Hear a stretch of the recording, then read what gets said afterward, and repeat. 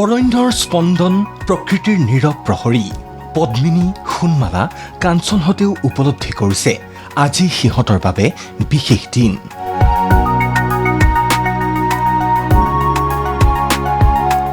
মাউতে আলফুলে নোৱাইছে ধুৱাইছে খুৱাইছে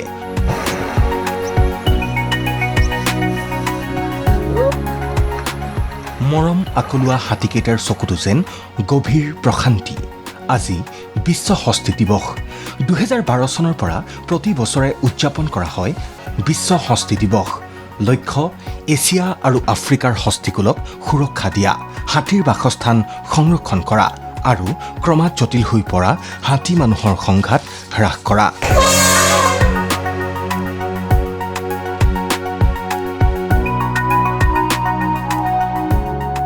বিশ্ব ঐতিহ্য ক্ষেত্ৰ কাজিৰঙাৰ বিগ ফাইভৰ অন্যতম হৈছে হাতী। দেশী বিদেশী পৰ্যটকৰ বাবেও আকৰ্ষণৰ অন্যতম কেন্দ্ৰবিন্দু বিশালকাৰ হাতী। এই গজৰাজৰ পিঠিত উঠি নিশ্চিন্ত মনে ৰাষ্ট্ৰীয় উদ্যান পৰিদৰ্শন কৰে প্ৰতি বছৰে হাজাৰ হাজাৰ পৰ্যটকে। 2024 হাতী গণনাৰ তথ্য অনুসৰি কাজিৰঙাৰ 3টা বন্যপ্ৰাণী সংমণ্ডল সামৰি মুঠ 1288টা হাতী নথিভুক্ত হৈ আছে।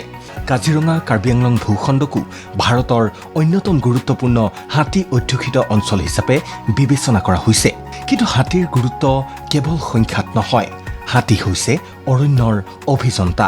কাজিৰঙাবাসী হিচাপে এটা কথা গৌৰৱেৰে আমি ক'ব পাৰোঁ যে গোটেই অসম জুৰি যি হাতী মানুহৰ সংঘাত দেখিবলৈ পোৱা যায়, সেই সংঘাত কিন্তু এই কাজিৰঙাত দেখিবলৈ পোৱা নাযায়। গতিকে আজিৰ এই পবিত্ৰ দিনটোত বিশ্ব হাতী দিৱসৰ দিনা সকলোকে আমি শুভেচ্ছা জনাইছোঁ। ভগৱান প্ৰদত্ত এই প্ৰকৃতিত প্ৰত্যেক জীৱ জন্তুৰ জীয়াই থকাৰ অধিকাৰ আছে, গতিকে হাতীৰো আছে। প্ৰকৃতিৰ ভাৰসাম্যতা ৰক্ষা কৰাৰ ক্ষেত্ৰত এক সুন্দৰ অৱদান হাতী আগবঢ়াই আহিছে। বৰ্তমান হাতী আৰু মানুহৰ সংঘাতে তীব্ৰ ৰূপ ধাৰণ কৰিলেও অতীজৰে পৰা হাতী মানুহৰ মাজত আছে নিবিড় সম্পৰ্ক। বিশ্ব হস্তি দিৱসত এয়া কাজিৰঙা ৰাষ্ট্ৰীয় উদ্যানৰ দৃশ্য। উদ্যানখনৰ সৌন্দৰ্যৰ অন্যতম প্ৰতীক বন বিভাগৰ বিশাল হস্তি বাহিনী। ৰাষ্ট্ৰীয় উদ্যানৰ নিৰাপত্তা আৰু দেশী বিদেশী পৰ্যটকৰ সেৱাত নিয়োজিত হৈ আহিছে হস্তি বাহিনী। চোৰাং চিকাৰীৰ বিৰুদ্ধে চলা অভিযানেই হওক বা দুৰ্গম এলেকাত বনকৰ্মীৰ সৈতে কৰ্তব্য পালনেই হওক, উদ্যানখনত বৰ্তমান 65টা বিভাগীয় হাতীয়ে পালন কৰি আহিছে বিভিন্ন গুৰু দায়িত্ব। এই হাতীবোৰৰ সৈতে বনকৰ্মীসকলৰ সম্পৰ্ক কেৱল কৰ্তব্যৰ নহয়, ইয়াত আছে বিশ্বাস, মমতা আৰু বছৰ বছৰ ধৰি গঢ় লৈ উঠা আন্তৰিকতাৰ বান্ধোন। কাজিৰঙা ৰাষ্ট্ৰীয় উদ্যান কৰ্তৃপক্ষ, প্ৰকৃতিপ্ৰেমী সংগঠন আৰণ্যক, বুঢ়াপাহাৰ জীপ ছাফাৰী সন্থাৰ উদ্যোগত উদ্যানখনৰ বন্যপ্ৰাণী কৰিডৰসমূহৰ লগতে ৰাজপথৰ কাষত হস্তি দিৱস উপলক্ষে চলোৱা হ'ল চাফাই অভিযান।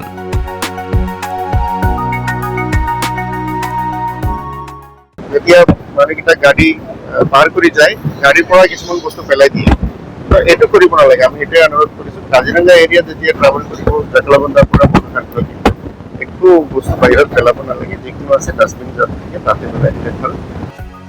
পথৰ কাষত প্লাষ্টিকৰ বটল, পলিথিনৰ পেকেট বুটলি ৰাইজলৈ দিলে বাৰ্তা, সকলোৱে বিশ্ব ঐতিহ্য ক্ষেত্ৰখন প্ৰদূষণমুক্ত কৰি প্ৰকৃতি তথা বন্যপ্ৰাণীসমূহক সুৰক্ষিত কৰি ৰাখক।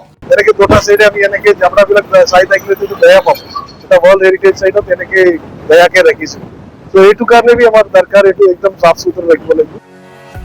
বিশ্ব ঐতিহ্য ক্ষেত্ৰ মানাহ ৰাষ্ট্ৰীয় উদ্যানত দেখা গ'ল হস্তিৰ এক মনোমোহা জলকেলীৰ দৃশ্য।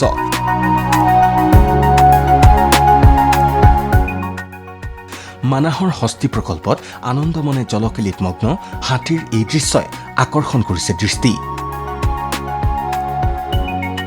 পবিতৰা অভয়াৰণ্যত এইদৰেই গৰমৰ পৰা পৰিত্ৰাণ পাবলৈ দমকলৰ পানী খাইছে গজৰাজে।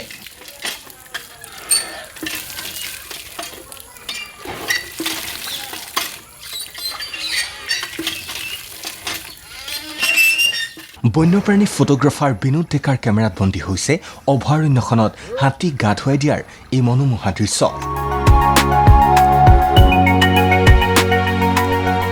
হাতীয়ে কথা ক'ব নোৱাৰে, কিন্তু মানুহৰ মৰম বুজে। মানুহেও বুজে এই বিশাল প্ৰাণীটোৰ শক্তিৰ আঁৰত লুকাই আছে স্নেহ, আন্তৰিকতাৰ এক গভীৰ অনুভূতি। Bureau report ND24।